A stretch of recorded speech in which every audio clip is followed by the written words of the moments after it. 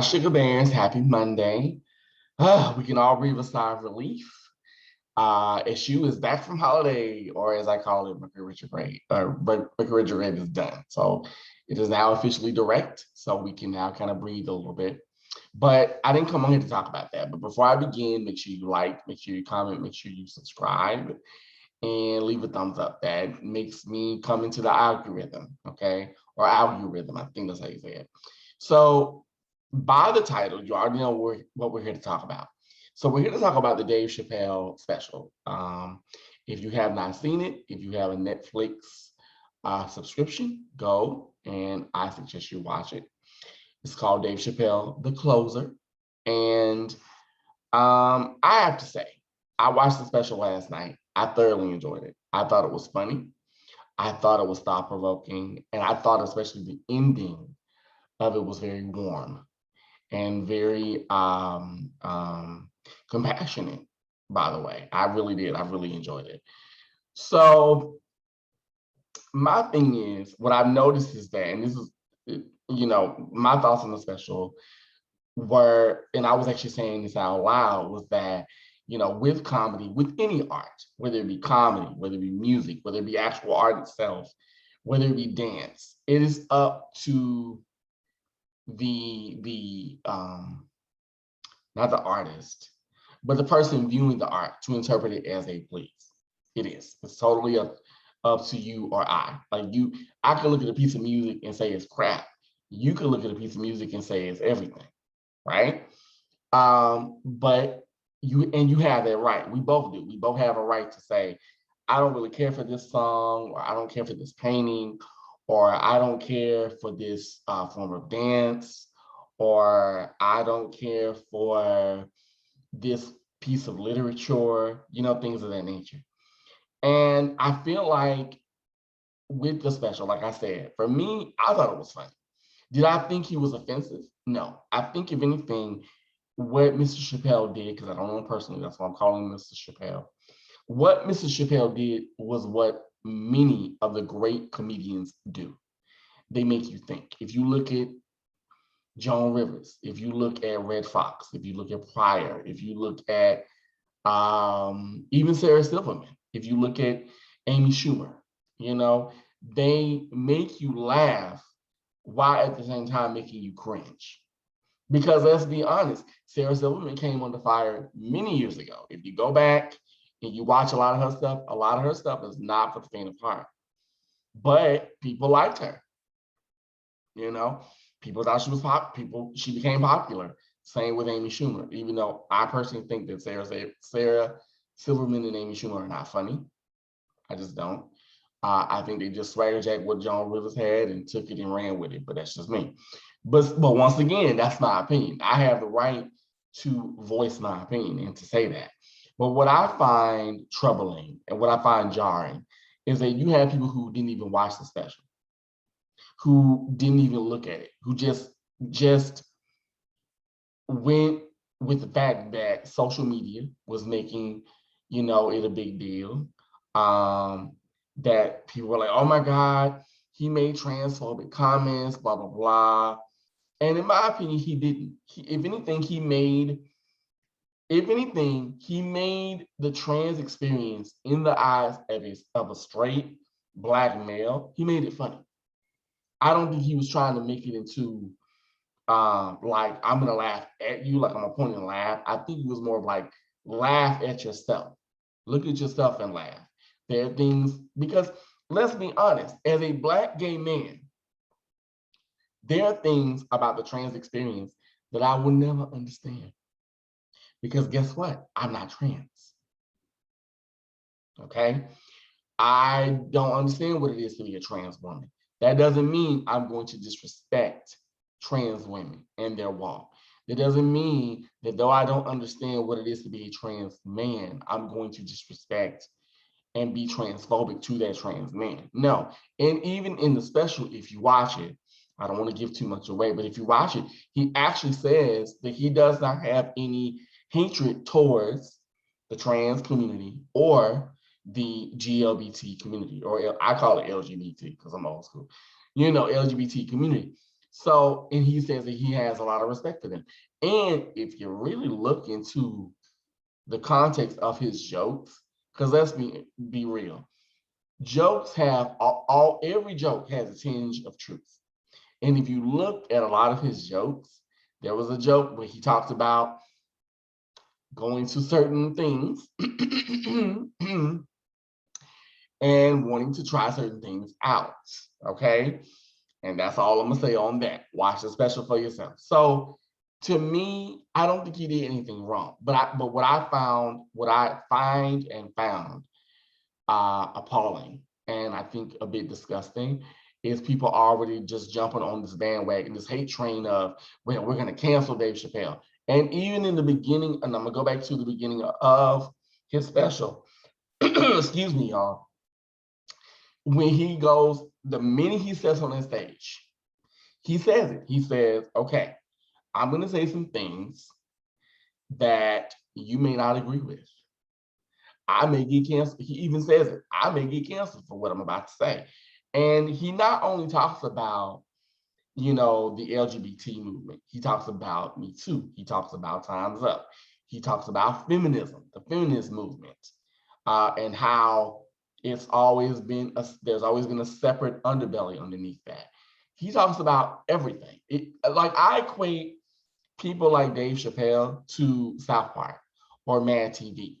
If you look at South Park or Mad TV, they always, and I do mean always, they made fun of everybody, especially South Park. South Park took no prisoners. Mad TV, same thing. If you go back and you watch, which if you have HBO Max, you can go back and you can watch Mad TV. They talked about everybody, but that's what made them funny because nobody was spared. And chances are they said a lot of things that we ourselves, excuse me, y'all, as public human beings want to say. But the thing of it is that we have been conditioned to go along to get along as a society, as a world, thanks to social media. And that's what really made me upset and makes me upset because people who didn't even watch the special, who didn't even hear what he was trying to say, who didn't understand that what he's doing, these are jokes. This is not how he's really feeling. And he even talks about cancel culture, about how people that he would meet on the street would purposefully try to provoke him. So he would say some dumb shit, And I'm like, that's pretty much what cancel culture is. And mind you, some things do need to be, there's a lot of stuff that needs to be canceled. Okay.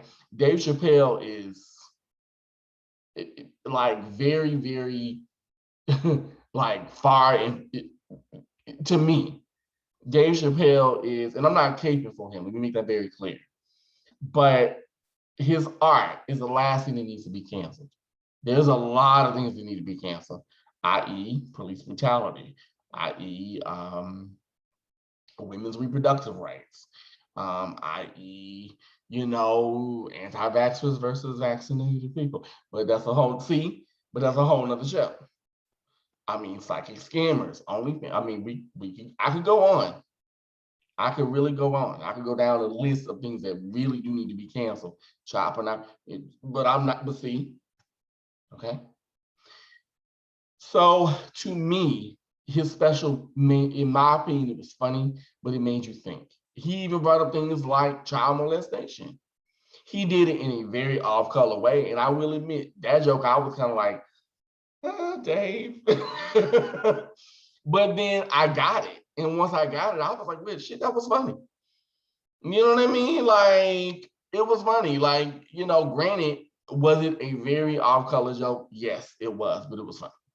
Now, child molestation isn't funny. Let's be honest. Sexual abuse is not funny. But the context in which he delivered said joke was funny. And I just feel like in the age of social media, we all live, and I'm not saying that we didn't do this before, because we have. If you don't believe me, go back into like the 70s when everybody was hopping on the disco trend, like the mid 70s, okay? But then you had some artists, because I'm gonna use music as an example. You had some artists that refused to do it. But then if you go back into the 80s or the 90s, you had the New Jack Swing era. So we've all been chasing trends on some level. I'm just using those two examples. But we've all chased trends at one point in time. But I feel like now we live in a world now where it's become so like you have to jump on the bandwagon. You have to support what people are saying. Because if that wasn't true, you would not have the Make America Great Again people out here. Just saying. Okay. You know, you wouldn't have the far left, because I don't agree with them either. And that's a whole nother video. But you wouldn't have those people either. So it's like, what I find is that you have people that didn't even watch the special. You have people that didn't even hear what he had to say. They didn't even view it. They just view, oh, he said something about this. Oh, well, let's cancel it. It's like, but did you listen? Did you listen? Did you sit down and actually hear what he had to say? Okay. Now, in terms of people like, and I'm probably gonna get a lot of heat for this, but in terms of the whole Nicki Minaj situation, I understand that part because you're aiding and abetting a known sexual assault perpetrator. So that's different. And I won't get into that too much because that's a whole nother show. And I don't want no Barbs and Kims coming after me because, honey, trust me, Onika Kim Mirage pays none of the bills in my home. Okay. So let's start there and finish there. But you know, it's like, I don't think he said anything wrong. I think he was justified in what he said. If anything, good art that has substance, art that stands the test of time, makes you think, makes you reflect, makes you look at yourself, and not only yourself, but the things around you. And in my opinion, that's what he did. Even in his last special, where he talked about Jussie Smollett, aka Juicy, which I loved. But when he talks about that, he told the truth. He didn't lie about that. Like, let's be real here. He didn't lie about that. And nobody was like, oh, well, Dave Chappelle was, no, he told the truth. We were all about that when he was telling the truth about Jussie. So what's the difference? Now, mind you, you may not like the way in which he says things, but if you think back and if you take the time to sit down and reflect and not project, you would understand that some of what he said had a grain of truth to it. You don't have to agree. Case in point, there are things that politically, I'll just be honest, I'm a liberal. But there are things that my Liberal Party does and my Democrats do that I'm just like, really, sis? Like, that's what we're doing? You know what I mean? That doesn't mean that I'm just going to cancel the whole party. It's like, no, okay. I don't agree with that, but you do you. You know what I mean? And then there are things that the far right, well, no, not the far right, no, ma'am. There are things there are certain conservative things that I'm like, I can kind of see that, but that doesn't mean I'm going to go along with it. But you have the right to say what you want to say. Excuse me, you have the right to express yourself. So I'm not going to sit up here and dictate what you can and cannot say. You know? So in my opinion, his special was good. But like I said, my main thing was just this, we live in a lemming society. We've always lived in it, but it's more, what's the word? It's more in your face now. You know, we've always lived in this world, but I feel like now we live in it more because of social media. And even when he talked about his friend Daphne, which was actually really, and I'm just going to say this, I'm not going to say what he said, but when he talked about his friend Daphne, you could see the pain. You could see the emotion. You could literally see him just being tired. Like, the more he talked, the more tired he got. And I don't mean tired of doing it, but just tired of people picking at him. Or as he said in the special, punching down. And I feel like we as a culture, that's what we become. We become mean girls. We're quick to punch. And I will admit, I've done it myself. We're quick to jump on the bandwagon, to get angry about stuff that when we don't know the proper context of things. But if you know the full gamut, then you have a right to express yourself. But if you don't know the full gamut, then why are you even talking? You're just yelling just to be heard. You know what I mean? And you're talking shit and saying a whole lot of nothing. So I guess my thing is, you know, for those of you who haven't, I definitely implore you to watch the special. Number one, I come from a different school of comedy, you know, because I remember Eddie Murphy Delirious and Raw and Sam Kinison and who was another one that was really, really raw at one point? Because to me, I'm just gonna be honest, like I don't look at Kevin Hart as like that guy that's funny. I just don't. He's like, but no. And he even brought that up. He even talked about Kevin Hart and the whole Oscars situation. I didn't agree with that, but I understood what he was trying to say. Um, but I grew up and Thea Vidal, and I grew up with comedians that made it their goal to make you uncomfortable, to make you think like, you know, I probably shouldn't laugh at this shit, but that's kind of true. You know what I mean? They make you look at yourself and reflect, but that's just me. So I definitely would say, for those of you who haven't, watch the special. Tell me what you think. If you've seen the special, what do you think? Do you think he was wrong in his comments? Do you think that the comedy special that he went a little overboard? Let me know in the comments. Tell me what you think. But until next time, my sugar bears, honey, I just want to come on and just voice my thoughts about this because I felt that it needs to be said. And I forgot another comedian that I grew up on, Christopher Titus. Christopher Titus, like he says shit that I'm like, damn, you know what I mean? But it's true, So Joan Rivers, I can name. And what gets me, wait a minute, before I go, let me say this. And what gets me is you have people like Joan Rivers who kind of got a pass, maybe because they were women and they were white women. But then you have people like Lisa Lampanelli. If you've ever heard her comedy, she's nothing. She's not nice at all. She's not for the faint of heart. Lisa Lampanelli is me.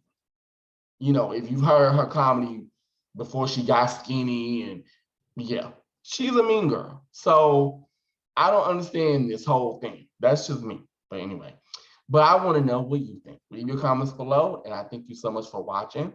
My sugar bears, tell me what you think of this video. And I will talk with you guys very soon.